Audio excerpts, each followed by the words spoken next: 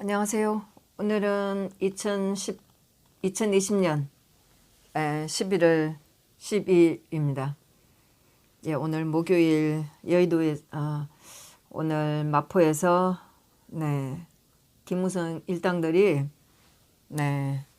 아직도 정치에 욕심을 내고 저들이 뭘 해보겠다고 마포 포럼이라고 만들어서 안철수를 데리고 작당을 하는데 쳐들어갔습니다.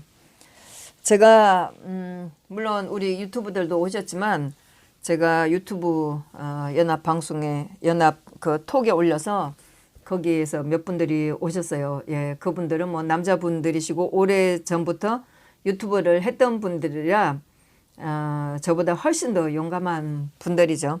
예, 그분들이 오셔서 제가 많은 힘을 받았습니다. 그러고 있다가 한번 저는 이제 미리 사무실 앞에 가서 찍어 보고 내려왔는데 다른 한 분이 한번 가보자 그렇게 해갖고 가는 김에 그냥 다 우르르 따라가게 됐어요. 따라가게 되니까 거기 사무실 안으로 들어갔더니 그 일반 언론사 기자들이 쫙 앉아서 양옆에 앉아 있었어요. 그래서 우리도 들어가서 자리를 잡았죠. 잠깐만 보고 나오려고 했던 것이 보니까 언론사 기자들도 있고 해서 우리들도 아주 끝까지 가보자 이런 상황으로 바뀌게 됐어요. 거기에 직원들이 의외로 우리를 못 알아본 건지 별로 제재를 하지 않았었어요. 예, 그래서 있게 됐는데 물론 뭐 거기서 뭐 나가라 어쩌라 자기네가 등록하지 않은 기자들은 안 된다 이런 얘기를 하기도 했지만은 의외로 그게 그렇게 세지가 않아서 있게 됐고 또 한 분이 한 유튜버가 우리도 언론사다 있어야 된다 이런 얘기를 해가면서 있게 됐었어요. 예, 그래서 뭐 2시 반이라고 저는 알고 있었는데 2시 반에 하질 않고 뭐 3시 가까이 돼서 하게 됐는데 그 안에 제가 처음에 보게 된 것은 이혜원이를 먼저 봤었어요. 예, 금방 알아보겠더라고요. 네, 그리고 홍일표도 왔었고 키가 저만한데 아주 까무잡잡한 인간이 왔었어요.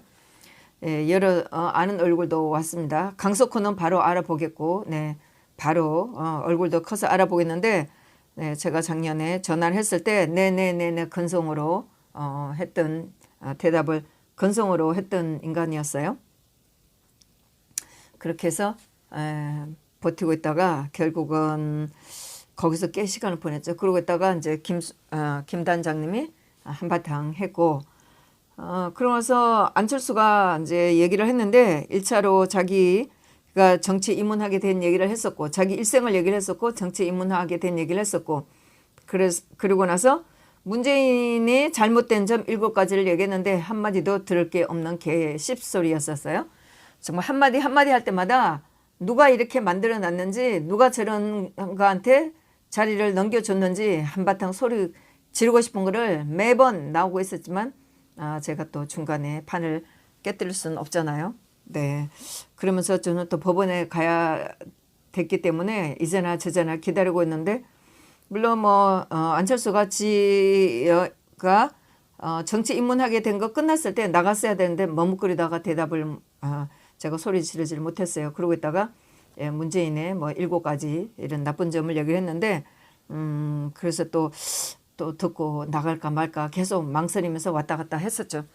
그러다 결국은 7가지를 다 듣고 나서 법원으로 가야 됐기에 나갔었어요. 나가는데 제가 또 한마디를 안 할 수가 없죠. 근데 제대로 못해갖고 버벅대긴 했습니다. 유튜브에 있습니다. 그리고 저는 법원에 왔고 우병우 수석 재판에 왔는데 또 물론 오늘 결심이라 또 안 오시는 분들이 좀 계시는데 오늘은 다들 오셨어요. 그래서 재판에는 다들 오시는 분들이 오셨는데 제가 도착하니까 제 자리가 없더라고요. 그래서 또 한 친구가 자리를 양보를 해줘서 앉았는데 막상 또 재판이 시작되려고 하다 보니까 변호사님이 오셨는데 변호사가 자리가 없었어요. 그래서 제가 또 미리 그 바닥에 입속으로 앉으면 안 되기 때문에 좀 시작되고 난 후에 그때 할 수 없이 바닥에 앉는다는 표시를 한 후에 앉겠다 이제 이렇게 얘기를 했어요. 그래서 재판이 시작되고 나서 네, 변호사님이 자리에 앉으시고 저는 바닥에 앉아서 들었습니다. 우병우 수석 재판이 지금 항소심인데 1심이 끝나고 나서 항소심이 2018년 5월 말에 시작이 됐어요. 됐다가 작년 12월 달에 결심이 12월 말쯤에 결심이었는데 이 검사들이 엉뚱한 또 자료를 요청한 거예요. 우병우 수석이 청와대에서 했던 국정원하고 관련된 건데 거기서 청와대에 출입에 관련된 문건이 안 왔다. 대법원에서 안 왔다. 또 청와대에 그 들락날 하는 자료가 안 왔다. 이렇게 해갖고 이것을 작년 10월 달에 끝내지를 못하고 증인이 필요하다. 자료가 필요하다. 이렇게 해서 오늘날까지 오게 된 거예요. 제가 그전에도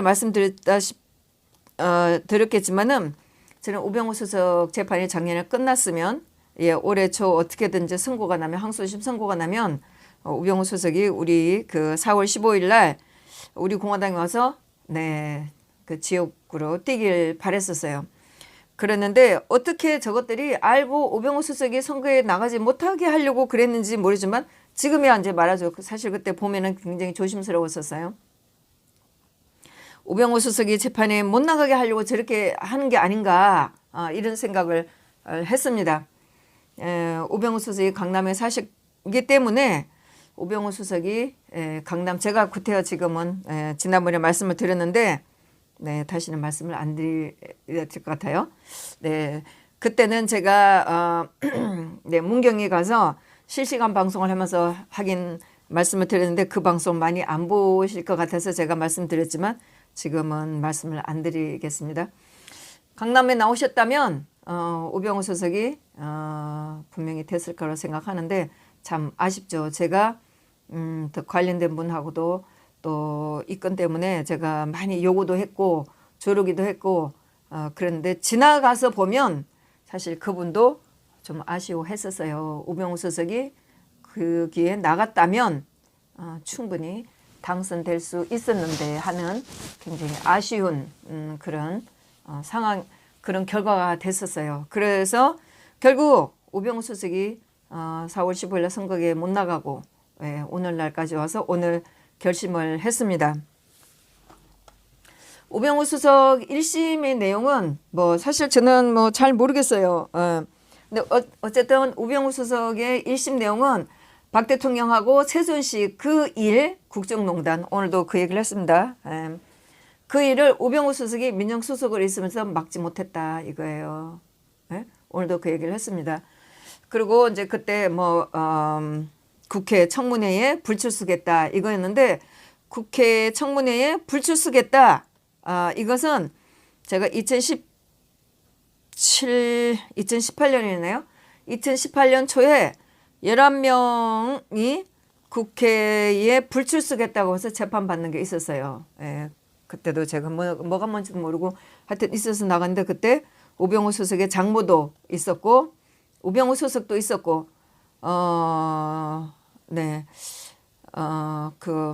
하여튼 삼성의 직원도 있었고 이대의 김경숙 학장도 있었고 여러 사람이 있었습니다. 그렇게 해서 11명이 있었는데 나중에 이것들이 다 각자 이 11분들이 다 재판을 받고 있는 분이라 다 자기 재판으로 이 건을 다 끌고 갔었어요. 그래서 1심이 끝나고 나서 2심에서는 다 자기 재판으로 끌고 갔었어요.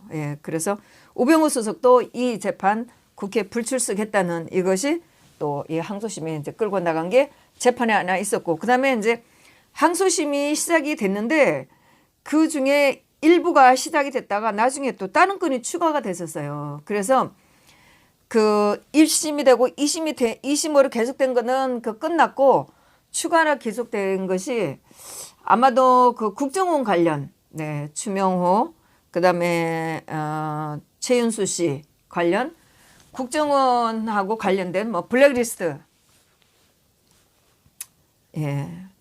박 대통령 관련된 문학의 블랙리스트 이것도 있고 플러스 과학계 여기 있는 사람들 지원을 안 해주겠다 이것도 블랙리스트 이런 걸로 또 걸리기도 했었고,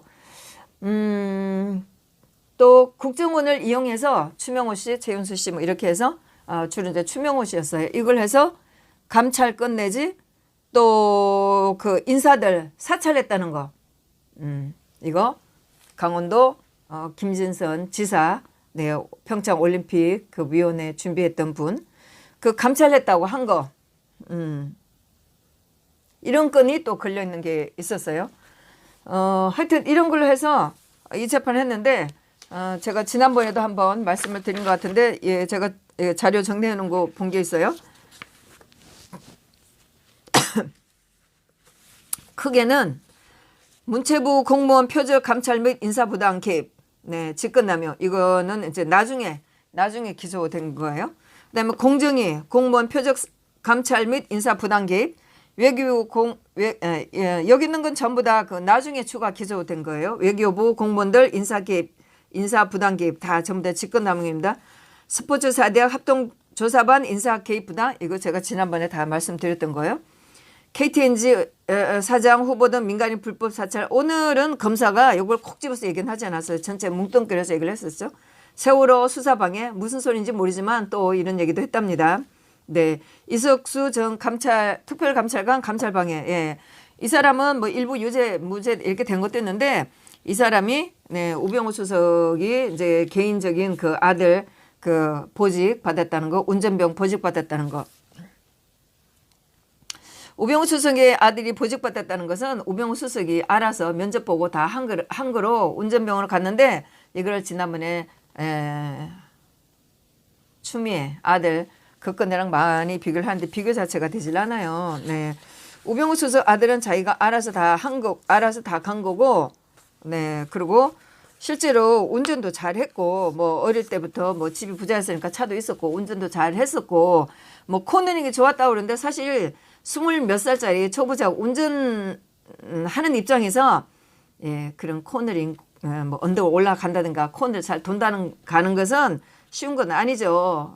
그런데 운전 병으로서 그걸 잘 했기 때문에 그래 뽑힌 건데, 그걸 가지고 추미애 아들하고 비교한 거는 비교 자체가 안 되는 거였지만, 하여튼 이런 건으로 이석수 특별감찰관이 조사한 건도 있었고, 또 우병우 수석의 그 처갓집 이 관련대로 조사를 한 건이 있었다고 하는데, 여기 대해서 이제 우병우 수석이 뭐 전화를 해서 뭐 좀 개인적인 거 가지고 감찰한 것에 대해서 뭐라고 했다고 하는 게 있었어요. 그래서 이 이석수 특감이 증인으로 나오고 했는데, 하여튼 뭐 증인은 굉장히 좋지 않게 해서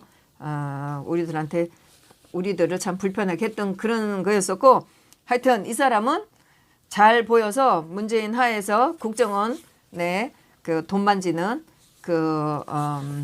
국정원의 돈 만지는 그 제가 직접 잊어버렸는데, 하여튼 그 아주 좋은 수천억을 만지는 국정원의 그 자리로 갔습니다. 그랬는데 얼마 전에 아마 인사이동이 있어서 이 사람은 잘렸는데, 뭐 잘렸는지 어디로 갔는지는 모르겠어요. 하여튼 이석수 특감에 감찰 방해했다고 해서 또 직권남용. 그 다음에 이거는 또 박 대통령 관련 재단 이 관련 특별감찰반 감사 및 중단 직권남용이라고 해서 또 엮은 거, 네, 미르재단, 네, 최순실 국정농단, 네, 이거는 처음 했던 그 재판하고, 그 다음에 뭐 이건 가족 회사 뭐 어떤 비리, 또 국정감사 불출 다 썼겠네요. 그렇게 했는데, 여기 보면 또 이게 위키트리에 가면은 우병우 수석의 혐의라고 해갖고 엄청 엮어놓은 게 많습니다. 네, 엄청 많아요. 그러니까 제가 박 대통령 재판도 마찬가지고 우병우 수석도 마찬가지고 청와대에서 했던 모든 일, 네, 박 대통령 재판에서 제가 검사들한테 몇 번이나 소리 질렀던 일, 정말 성질 나갖고 원색적으로 제가 비난했습니다. 밥 먹고 똥 싸는 일까지 다 알아, 숨 쉬는 것까지도 기소하라고 제가 소리를 막 질렀던 것처럼, 우병우 수석도 처음부터 끝까지, 네, 예, 이 위키트리에 엄청 자세하게 다 써놨습니다. 네, 여기에 보니까 지금 얘네가 지금 몇 개나 해놨나요? 네, 19, 3개, 22, 31, 31, 33, 34, 한 35가지 혐의라고 해놨습니다. 하여튼 그렇게 해서 오늘 검사들이 우병우 수석에 이런 거 다 했는데 박 대통령이 국정농단을 우병우 수석이 막지 않았다? 정말 열통 터지는 얘기를 또 검사들이 또 했습니다. 쭉 하고 있고 그다음에 변호사들이 이제 변론을 했었죠. 그러는데 참 검사들이 이렇게 하고 나서 우병우 수석이 23년간 법조인 생활을 해 왔고 뭐 등등 얘기를 하면서 무책임한 태도라고 그랬고 책임을 대통령 때 밀었고 그러면서 개선의 의지가 없다. 그다음에 범죄 중대성에 비해서 반성을 안 한다. 이런 얘기를 하면서 뭐라고 했나? 그러면서 재판 했던 거 이제 처음에 했던 거하고 먼저 결심이 먼저 끝났던 항소심하고 나중에 추가로 기소 대상하고 다 합쳐서 13년을 때렸어요. 1심에서 2년 6개월을 때린 재판을 항소심을 해오다가 추가로 기소됐기 때문에 우리는 사실 검사들이 해도 한 5년 정도 뭐 2년 6개월 때린 게 있으니까 2년 6개월 때렸고 추가로 한 거 아마 1년 6개월인가 뭐 이렇게 됐을 거예요.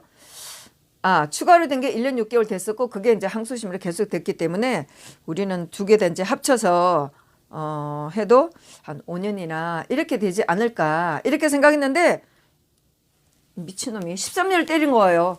그래갖고 저도 물론 입막에서 미쳤구나 이러고 전부 다 방송객들이 다 한마디 하면서 웅성웅성했죠. 판사가 김경수 재판한 판사잖아요. 판사가 단호하게 한 번만 말하면 내쫓겠다 이렇게 얘기를 하더라고요. 그래서 그래서 재판이 끝나고 나서 우리가 저기 또 포기를 했나? 저는 물론 그랬죠. 재판이 끝나고 나서 판사가 또 발딱 일어서 나가질 않아요. 저도 한마디는 해야 되는데 아마 한마디 안 하면 제가 아니잖아요. 네, 그러고 있다가 판사 나가기 전에 판사님 겁내지 말고 정의 있게 판단하시라고 제가 그랬습니다. 그러고 났는데 나가는데 이 검사들도 안 나가고 있는 거예요. 그래서 검사한테 냅다 소리 질렀죠. 야, 너들 지금 윤석열이 당하고 있는 거 하풀이 하냐? 조국이한테 할 거 지금 하풀이 하냐고 소리 질렀죠. 좀 더 똑바로 소리 지를 게 있는 게 나왔어야 되는데 소리 질러서 못해갖고 지금 그러네 아쉽네요. 그래갖고 하여튼 소리는 질렀죠. 저것들이 이게 무슨 개판이야 이게 진짜 하여튼 들리게 개판이라는 얘기는 했어요. 그래서 이제 나왔는데 뭐 마지막이었고 뭐 이제 판사가 각자 이제 검사하고 이쪽 뭐 30분씩 주겠다. 검사 30분, 변호사 30분, 그다음 피고인 진술을 하도록 했기 때문에 6시가 몇 분 됐나요? 하여튼 그렇게 뭐 오래 끌진 않고 그렇게 끝났습니다. 검사들한테 소리 질렀지. 그럼 못 지를 거 뭐 있어. 이제 막판인데 하여튼 한바탕 소리 지르고 나왔는데 복도에 나오니까 다들 분해를 했지만 이것들이 나오지도 못하고 뒷구멍으로 빠졌는지 그렇게 나왔습니다. 그렇게 해서 이제 변호사들이 했는데 처음 변호사가 잘못된 걸 기소해가지고 지금 13년을 때려갖고 너무 어처구니 없다. 참담함을 금할 수가 없다. 처음에 이제 변호사가 그렇게 하면서 우병우 수석이 제가 안 되는 거 다 얘기하고 그래서 이거 다 무죄 증거가 차고 넘치다. 무죄다. 아주 뭐 간단하게 얘기해버렸어요. 그러고 나서 두 번째 변호사가 직권남용에 대해서 얘기를 하면서 검사가 직권남용에서 굉장히 오해를 했다 등등 얘기를 이제 했고 그다음에 직무유기에 대해서 우병우 수석한테 씌운 혐의 직무유기에 대해서 다 설명을 했고 뭐 이거 대통령이 총괄 지휘하는 건데 안종범은 대통령이 지시한 것을 이행하는 건데 안종범에 대한 조사를 안 했다. 뭐 최순실에 대한 거를 조사를 안 했다 이런 거였거든요. 최순실에 대한 조사를 하려면 그 대통령이 시킨 걸 조사하는 건데 그러면 대통령이 시킨 걸 조사해서 요거를 다시 올리냐 이런 식으로 얘기를 했고 그 최순실가 독일에 가 있었는데 무슨 진상을 파악하냐 이런 얘기도 했었고 즉시 감찰할 정도로 명백하게 뭐가 잘못된 건 없다. 그리고 그러니까 최순실이나 안종범에 대한 어떤 혐의를 뭘 알아야 뭐를 하는데 그런 근거가 없다. 조사할 만한 근거가 없다. 그래서 이것도 무죄에 해당된다. 이렇게 얘기를 했고 이제 감찰권 이석수 건 이석수의 특별 감찰권에 대해서 여기에 대해서도 이것도 특별 감찰권도 무죄다. 이렇게 했고 그다음에 국회 불출석한 거. 국회에 출석 요구 받은 적이 없다. 국회의 자율권을 가지고 형사 사건을 몰고 가는 건 잘못된 거다. 이제 이렇게 얘기를 했고 그다음에 피사실 공표 정말 이 말은 저는 너무나 어려워요. 아직도 이 말을 잘 모르겠어요.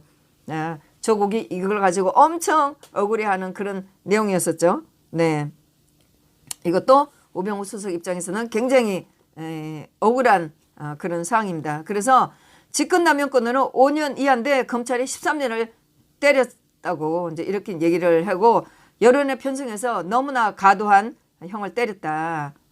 우병우 수석이 한테 씌워진 이런 혐의를 가지고 하지만 실제로 피해를 입은 사람이 하나도 없다. 이렇게 얘기를 했어요. 그래서 엄청난 여론의 피해로 형벌을 받았다. 원심에서도 불공정하게 했었고 피고인의 방어권이 없었다.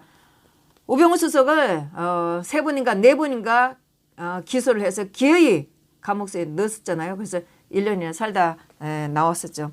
네, 그래서 대통령을 탄핵한 그런 여론에 맞춰서 표적 수사를 했다. 그러면서 판사한테 공정한 판단을 요한다. 하지만 우병우 수석은 무죄다.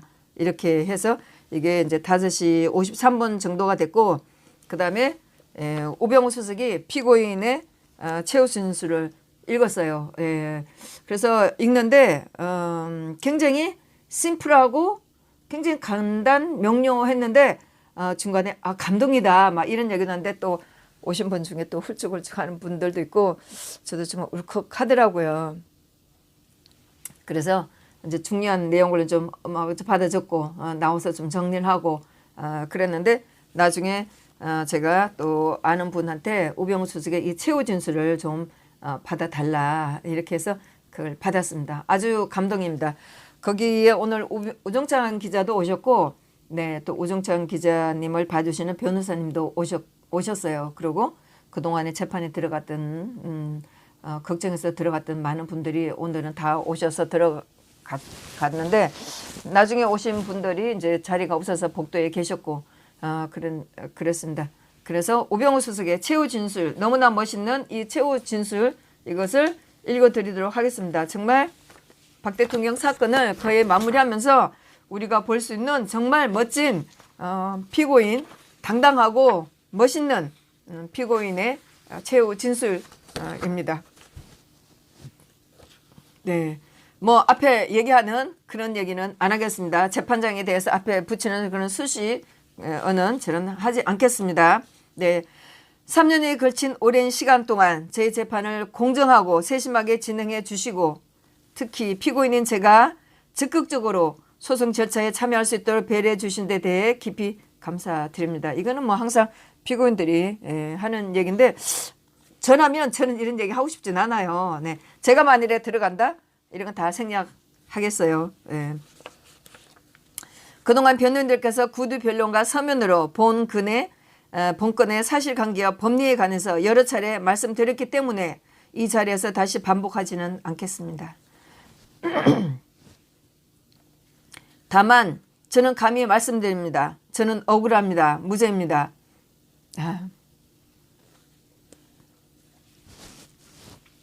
저는 검사와 청와대 비서관, 수석 비서관으로서 26년간 공직자로 살아왔습니다.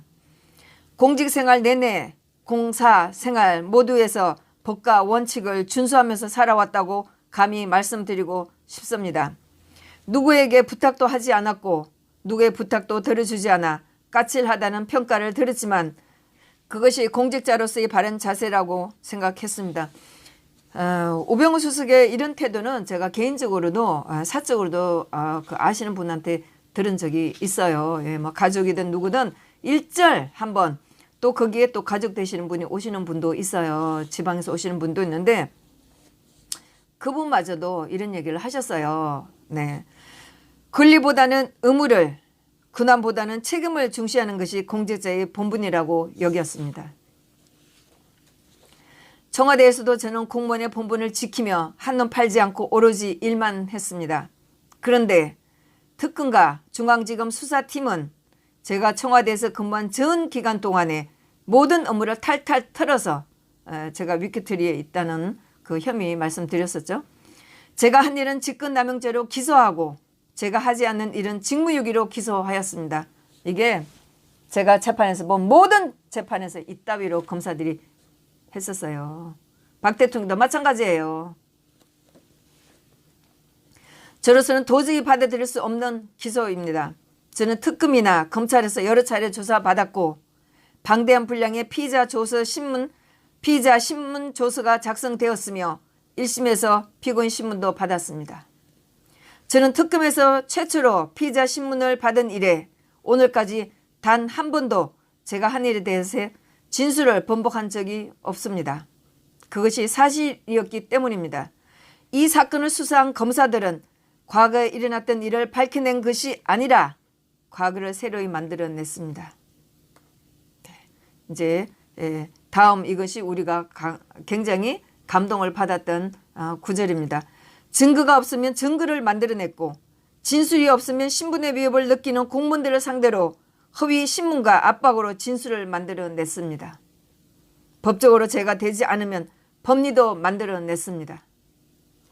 일부 검사들의 무리한 수사와 기소로 인하여 저는 제 인생 전부를 부정당했고 지난 4년 동안 검찰청과 법정 그리고 구치소를 오가면서 이루 말할 수 없는 고통의 나날을 보냈습니다. 네, 이때 눈물 나는 거죠. 네, 재판에서 훌쩍훌쩍 그리고 네, 우리도 가슴이 먹먹해졌죠. 그동안 공직자의 가족으로서 조심조심 살아오던 저의 가족들도 계속되는 수사와 재판, 언론 보도로 인하여 저보다 더 힘든 시간을 보내야 했습니다.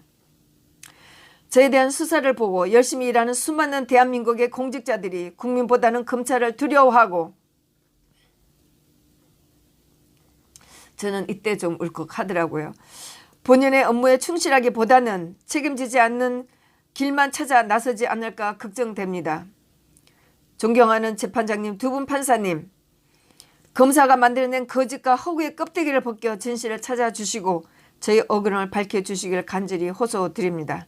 부디 현명한 판단으로 일부 정치 검사들이 직권남용과 직무유기를 칼로 삼아 입법, 사법, 행정의 꼭대기에서 최후의 심판자 노릇을 자임하지 못하도록 대한민국의 법치주의를 지켜주시기를 부탁드립니다. 네, 끝 말씀도 있고 했습니다.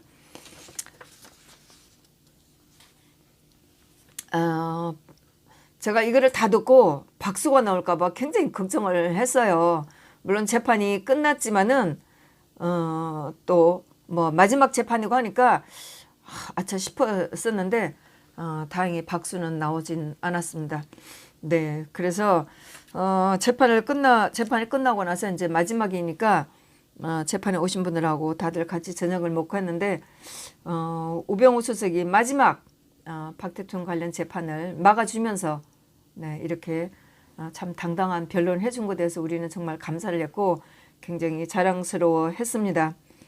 그래서 오신 분들이 정말 이 상황, 또 미국의 상황도 정말 웃기고 있죠. 예, 이 상황을 바로 잡을 수 있는 분은 박 대통령이다.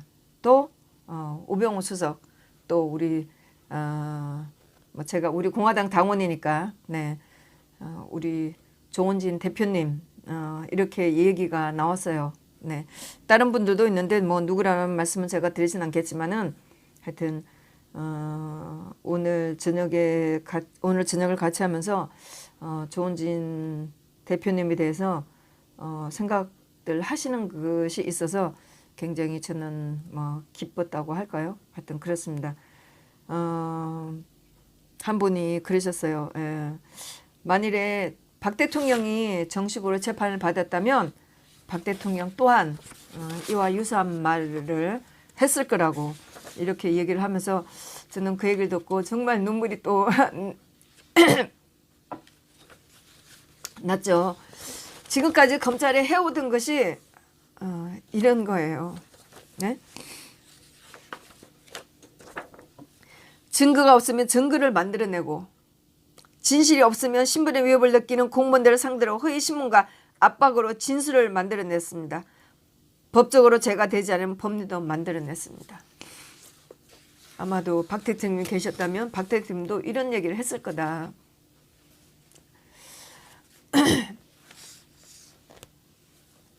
정말 말도 안 되는 이런 재판을 이렇게 지금 6년, 7년, 8년, 9년, 10년 그 뭐 5년째네요. 예. 이렇게 받아왔다는 걸 듣고 정말 그나마 박 대통령을 뭐 우병수석이 오늘 박 대통령을 위해서 한 얘기는 아니지만은 그러나 박 대통령과 굉장히 유사한 억울한 재판을 받았기 때문에 그나마 박 대통령하고 비슷한 그런 얘기를 해주신 것 같아서 굉장히 다행스럽다고 생각을 했습니다. 또 오늘 마포에 가서 배신자들 앞에서 한바탕 속 시원하게 소리를 질렀기 때문에 또 뭐 스스로 위로를 받는 면이 있었고 또 우병우 수석이 정말 마지막에 당당한 피고인 진술을 해줘서 감사하다는 생각을 했습니다. 제가 유튜브를 잘 하질 않는데 국정원 특활비 이걸 보면서 한바탕 성질을 내고 싶은 마음이 정말 꿀떡 같았었어요. 최순 씨하고 재판을 할 때 박 대통령하고 최순 씨하고 경제 공동체다 이렇게 해가면서 박 대통령의 옷값을 최순 씨가 내줬다고 개 지랄 발광 떨다가 어느 날 갑자기 말 한마디 없이 검찰이 국정원 특활비를 가지고 박 대통령 옷을 해입었다 이 지랄 했잖아요. 그때도 제가 재판장에서 정말 여러 가지 소리를 질렀었어요. 고영태가 증인을 나와갖고 뭐 국정원에서 온 돈이라고 생각을 했다. 띠가 어떻다 저떻다. 그렇게 해서 박 대통령을 국고 손실이다. 횡령이다. 뇌물이다. 세 건 중에 아무거나 걸려라. 검사는 그 지랄이에요. 그렇게 해서 해놓고 박 대통령을 5년이나 때렸으면 국정원 특활비 쓰지 말아야지. 추미애나 윤석열이나 왜 쓰고 있는데요? 그리고 검찰청이 내려준 돈을 법무부에서 왜 쓰는 거예요? 이거야말로 상납이고 뇌물이지. 국정원에서 당신들 그 국정원장 자리 유지하려고 뇌물 준 게 아니냐? 그러니까 국정원장들이 아니 내가 국정원장이 왜 갔는지도 나는 모르고 내가 박 대통령을 만난지도 않은데 무슨 뇌물을 주냐? 이렇게 했다는데 이렇게 이제 증언을 했었어요. 근데 그 윤석열이가 검찰총장들은 법무부에다 왜 주는데? 이거야말로 뇌물이지. 영수증 없는 돈을 썼다고? 추미애도 밝혀야지. 저만 안 썼으면 장땡이야? 그러면 그 전에 법무부 장관들 쓴 것도 밝혀야지. 박 대통령이 나 이거 가지고 국정원에서 청와대에 쓸 수 있는 돈이 있다고 하더라.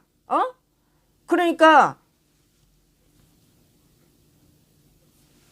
받아가지고 와서 청와대에서 청와대 직원들 월급 보존료로 쓰고 박 대통령이 기관들 방문할 때 경력고문을 썼다. 이렇게 했는데 안 들었잖아요. 추미애는 돌아다닐 때 왜 썼는데? 검찰도 마찬가지야. 윤석열 돌아다닐 때 왜 썼는데? 쓰지 말아야지. 아니 박 대통령 그렇게 5년 때리고 나서 무슨 낯짝으로 쓰고 돌아다니는데 뭐 해시기단보다 왜 해? 하지 말아야지. 박 대통령도 청와대 쓸 돈 없다고 그랬거든. 최경환이가 나와서 청와대에서 비서실에 쓸 수 있는 돈이 한 달에 400만 원밖에 안 되더라. 어렵다더라. 그러니까 국정원에서 도와줄 수 있으면 좀 도와줬다더라. 라고 내가 이렇게 말했는지 모르지만 내가 청와대에 돈 주러 한 기억은 없다. 이렇게 얘기를 했어요. 최경환 씨 국정원에서 1억 받았다고 해서 5년 때렸어요. 저는 별로 최경환 씨 제가 옹호할 마음도 없고 좋아하지도 않지만은 말이나 되는 재판이에요 이게. 국정원에서 1억 받았다고 해서 5년 때려놓고 추미애나 검찰은 왜 받아 쓰는데? 박 대통령 처음에 6년 때리고 5년 항소심에서 5년 때렸는데 왜 받아 쓰는데 저들은? 박 대통령이 아무리 얘기해도 그거 받아주지 않고 지들은 왜 써? 새 비서관들이 당시에 부동산 경기가 안 좋으니까 집을 사라 최경환 부총리도 집을 사라 해서 국정에 맞추느라고 새 비서관들이 집을 샀다고 그랬어요. 그랬더니 국정원 특활비 재판에서 새 비서관 재판에서 야 너들 그 국정원에서 가지고 온 돈 받아가지고 너네 집 샀지 이지를 하는 거 아니었어요? 새 비서관들이 아니다. 거기서 몇십 년 10년 20년 살다 보니까 애들도 크고 해서 좀 큰 집으로 가야 되고 그 국정 정책에 맞추기 위해서 은행에서 대출 받아고 집을 산 거다. 이렇게 했는데 뭐 국정에서 돈 받아갖고 집을 샀다고 이렇게 해갖고 때려놓고선 비서관들 국정원 특활비 가지고 다 때렸죠. 그 비서관들 그거 외에는 아무 죄가 없었어요. 국정에서 돈 받은 거 가지고 돈을 전해줬다는 거 이거 가지고 안봉건, 정호성, 이재만 다 때렸잖아요. 추징금 때렸잖아요. 정말 치사하고 더러운 거. 3년 동안 받은 거 1350만 원 받은 거 그거 2배 해갖고 3천 얼마 때렸죠? 벌금 때리고 추징금 때리고. 정우성 비서관은 2016년 9월 달에 국정원에서 가지고 온 돈 2억을 받아서 전해드렸다는 것 때문에 벌금 1억, 징역 1억, 집행유예. 이재만 비서관 1년 6개월 징역 이렇게 때려놓고 박 대통령 그렇게 하고 추징금 거기다가 추징금과 벌금과 35억 때렸잖아요. 근데 어떻게 저것들 저렇게 할 수 있어? 진짜 윤석열이는 양심도 없는 놈이지. 지가 왜 써 그거를.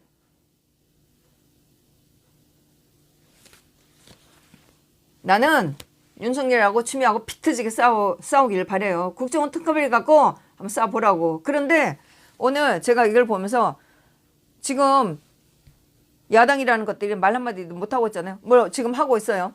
근데 오늘 제가 마포에 갔더니 이 인간들은 아주 개념이 없어요. 그 인간들은 우리 유튜브들이 쳐들어갔는데 유튜브들이 자기들한테 아주 우호적인 줄 알았나 봐요. 예, 뭐 그 김 단장이 얘기를 하고 제가 하고 그래서 뭐 거기서 특별한 소란은 없었던 것 같은데 저것들은 우리가 가서 아주 자기들한테 아주 호의적으로 대하는 줄 알고 아무 개념 없이 이 배신자들이 아주 당당하게 그 하고 있는 거 보면서 정말 기가 막혔어요. 아니 태국 그 국민들이 그렇게 몇 년 동안 길바닥에서 그렇게 난리쳐도 이것들은 아무 감각이 없어. 오늘 모인 것에 대해서 어떤 두려움도 없고 아주 당당해. 미친 것들. 다음에는 뭐 사무실에 가서 그런 개소리 들을 것도 없고 안철수 정말 정신없는 거 뭐 지 딸 얘기한데 자기 딸한테 좋은 나라를 넘겨주고 싶다고? 저는 진짜 그때도 소리 지르고 싶은 걸 정말 잠들어 혼났어요. 예. 다음에는 뭐 올라가진 않겠지만은 진짜 그때는 주차석에 보는 족족 정말 아주 개패되게 쳐야 될 인간들이에요. 예. 하여튼 화도 났고 또 그만큼 역적들한테 소리를 질러준 것에 대해서 그나마 다행이라고 생각해요. 뭐 그것들이 어떻게 느꼈는지 모르지만 어쨌든 울분이 터지는 것을 소리를 질렀기 때문에 그나마 좀 다행이라고 생각을 합니다. 언제 어디서나 배신자들은 가만두면 안 돼요. 끝까지 저것들은 정치를 못하도록 소리를 지르고 양심의 가책을 느끼도록 가만두면 안 됩니다. 제가 요즘에 이제 뭐 서명대를 하시면서 62적을 많이 찾으세요. 저도 생각할 때 저것들이 국회의원이 안 됐어도 우리는 이것들을 잊으면 안 돼요. 예?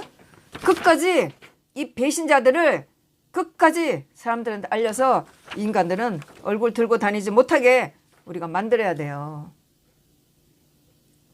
네, 하여튼 중요한 재판들이 거의 다 끝나가고 있고 네, 끝나가고 있고 뭐 또 새로 시작되는 게 있습니다. 예, 하여튼 오늘은 그나마 또 그런 대로 또 우리가 기억해야 될 그런 중요한 날로서 오늘을 또 보냈네요. 네, 오늘 제가 또 동지님들 위해서 열심히 소리 지르고 분노하고 했습니다. 네, 또 저는 열심히 또 이렇게 이 배신자들을 볼 때마다 가만두지 않고 단죄를 하도록 하겠습니다. 네, 감사합니다.